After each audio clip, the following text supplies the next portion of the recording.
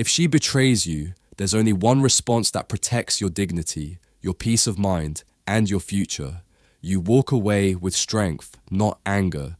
See, most men make the mistake of begging for answers, chasing after closure, or exploding in rage, and all of that only hands her more power. The real solution? You cut contact, you keep your composure, and you let her betrayal expose her, not break you. In this video, I'm going to break down exactly what you should do if she betrays you.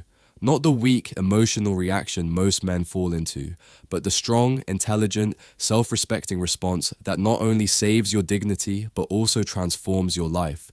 Stick with me, because by the end of this, you'll know the steps that separate men who crumble from men who rise. 1. Mastering the first reaction. The first thing you need to understand is this. Your first reaction will define everything. Most men, when they discover betrayal, go straight into panic mode. They beg, they cry, they scream, "How could you do this to me?" And in that moment, they hand over all their power. But here's the psychology. Betrayal thrives on chaos. The one who betrayed expects drama. They expect you to spiral. If you give them that, you validate their decision to disrespect you.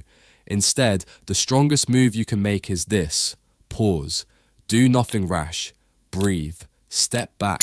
You're not suppressing your emotions. You're mastering them. Stoicism here is not weakness. It's dominance over yourself. Think about a king whose castle has been attacked. Does he run around screaming? Number. He surveys, he calculates, he decides. That's the energy you need to channel. And when you realize that, something even more powerful clicks. Her betrayal is not actually about you. 2. Shifting the frame. It's about her, not you. This is where most men get it wrong. They take betrayal personally. They obsess over questions like, "What did I do wrong?" or "Wasn't I enough?" But the hard truth is this. Her betrayal says more about her than it does about you. People betray because of their own wounds, their own emptiness, their own lack of integrity. Psychology shows us that betrayal is often an act of selfish validation, not a reflection of your worth. The trap is self-blame. Once you spiral into "I wasn't good enough," you hand over control of your identity. But the reframe is simple. Her betrayal reveals her weakness, not your failure. Once you anchor yourself in that, you stop trying to fix what was never broken, you. And when you see it clearly, the next temptation becomes obvious. Revenge. Free. The trap of revenge. Revenge feels delicious in the moment. You want her to hurt like you hurt. You want her to regret it. But here's the paradox. Revenge keeps you tied to her. Every move you make out of spite says, "You still control me," because you're orbiting her world even after she betrayed you. The real power move isn't revenge, it's indifference. Revenge screams, "You matter so much that I'll destroy myself to hurt you." Indifference whispers, "You're irrelevant," and believe me, nothing cuts deeper than a man who no longer reacts. But indifference only works if you follow through with the next step, cutting contact. 4. Cutting contact and taking back the frame. When betrayal happens, you need to disappear from her world. No late night texts, no calls asking why, no lurking on her socials. Every second you give her after betrayal is a second stolen from your healing. Cutting contact isn't about punishing her, it's about protecting yourself. Psychologically, it does two powerful things. 1. It calms your nervous system. Each interaction reopens the wound, while distance allows it to close. 2. It resets the frame. You stop reacting to her reality and start creating your own. Think of it like withdrawing your army from enemy territory. You're not retreating, you're regrouping. And once you step back, you'll feel the emotions hit harder, which brings us to grief. 5. Grieving with purpose. Betrayal hurts like hell. It feels like a death, the death of trust, of safety, of what you thought you had. And yes, you're going to feel anger, confusion, deep sadness. Don't run from it. Don't drown it with alcohol, hookups, or fake distractions. Face it. But don't just grieve. grieve with purpose. Every wave of emotion carries a lesson. Anger shows you how deeply you value loyalty. Sadness shows you how much you gave. Confusion reveals where you ignored red flags. Pain is a professor, and if you study it instead of numbing it, you'll graduate with wisdom that most men never earn. And once you face the pain, you'll be ready for the most crucial phase, rebuilding. 6. Rebuilding yourself. Body, mind, spirit. This is where betrayal becomes a launch pad. Most men get stuck identifying as the guy who got cheated on. But that's not who you are. That's just a chapter, not your identity. So, rebuild deliberately, physically. Use the gym as therapy. Every rep is proof that pain fuels growth. Transform your body into a reflection of your resilience. Mentally, study, read, feed your mind so you grow sharper, wiser, harder to deceive.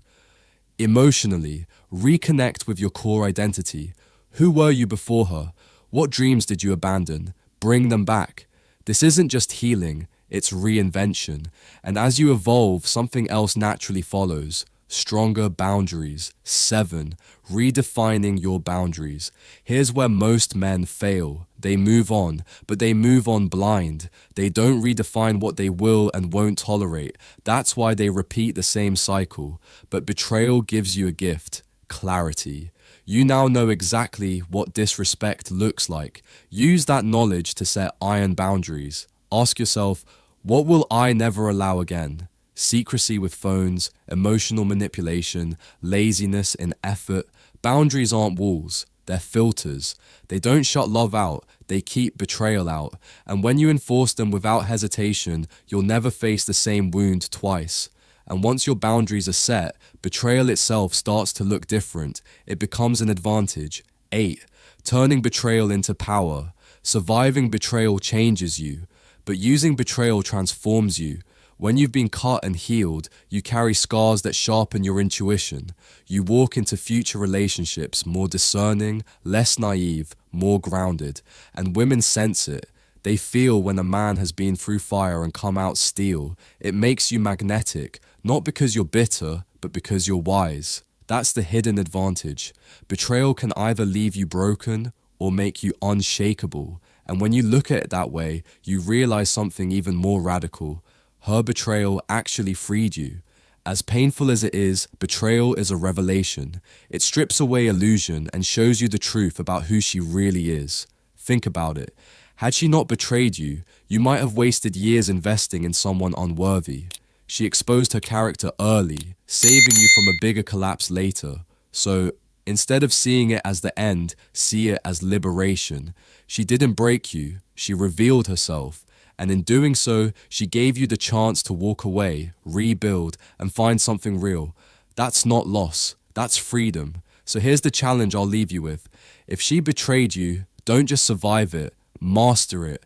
Don't react emotionally, don't chase revenge, cut contact, grieve with purpose, rebuild yourself, redefine your boundaries, and rise stronger than before. Because betrayal doesn't define you, your response does.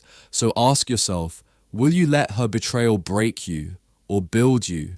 If this video hit home for you, you know you're not alone. Thousands of men go through this, but very few rise above it.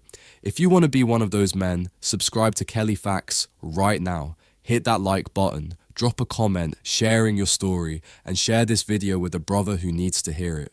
Remember this, loyalty can be broken, but your self-respect, that's untouchable. Stay sharp, stay unshakable, and I'll see you in the next one.